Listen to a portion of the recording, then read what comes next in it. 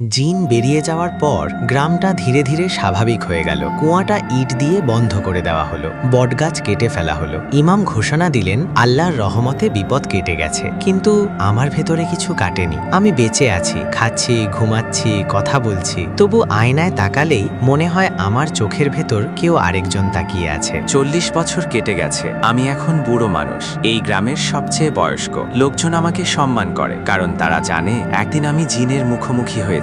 কিন্তু তারা জানে না আমি এখনো সেই রাতের স্বপ্ন দেখি। আমার নাতি ইয়ামিন একদিন এসে বলল, দাদু, পশ্চিমের মাঠে একটা পুরনো কুয়া ছিল না? আমার হাত থেকে গ্লাস পড়ে গেল। আমি কাপা গলায় বললাম, কে বলেছে? ইয়ামিন বলল, আমি নিজেই দেখেছি, মাটির নিচে কিছু একটা নিঃশ্বাস নিচ্ছে। আমার বুকটা ধ করে উঠল। আমি রাতে একা পশ্চিমের দিকে গেলাম, যেখানে কুয়াটা বন্ধ করা হয়েছিল। সেখানে মাটি ফেটে গেছে, ভেতর থেকে পরিচিত সেই দুর্গন্ধ আর সেই গলা। চুক্তির সময় শেষ।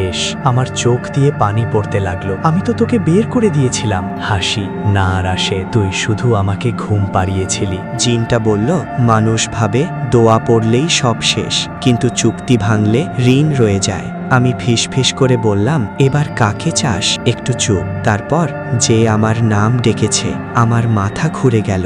ইয়ামিন। আমি বুঝে গেলাম এবার পালানোর উপায় নেই। আমি ধীরে ধীরে বললাম, ওকে নয়, আমাকে নেই। জিনটা থেমে গেল। তুই তো বুড়ো, তোর শরীর বেশি দিন টিকবে না। আমি বললাম, ঠিক আছে, কিন্তু তুই আর কোনো শিশুকে ছুবি না। দীর্ঘ নীরবতা। তারপর, মানুষ, তোর মতো মানুষ এখন কম। আমি কুয়ার কিনারায় দাঁড়ালাম, শেষবার আকাশের দিকে তাকালাম। আল্লাহ, আমার ভুলের জন্য ওদের ক্ষমা করো। আমি নিজেই কুয়ার ভেতর ঝাঁপ দিলাম। গ্রামের মানুষ সকালে শুধু একটাই জিনিস পেল, বন্ধ কুয়ার জায়গায় একটা সমাধি, আর তার পাশে লেখা, যে দরজা খুলেছিল সেই দরজা বন্ধ করল। কিন্তু কখনো যদি গভীর রাতে কোনো কুয়ার পাশ দিয়ে যাও আর কেউ যদি তোমার নাম ধরে ডাকে, উত্তর দিও না, কারণ সব জিন কুয়ায় থাকে না।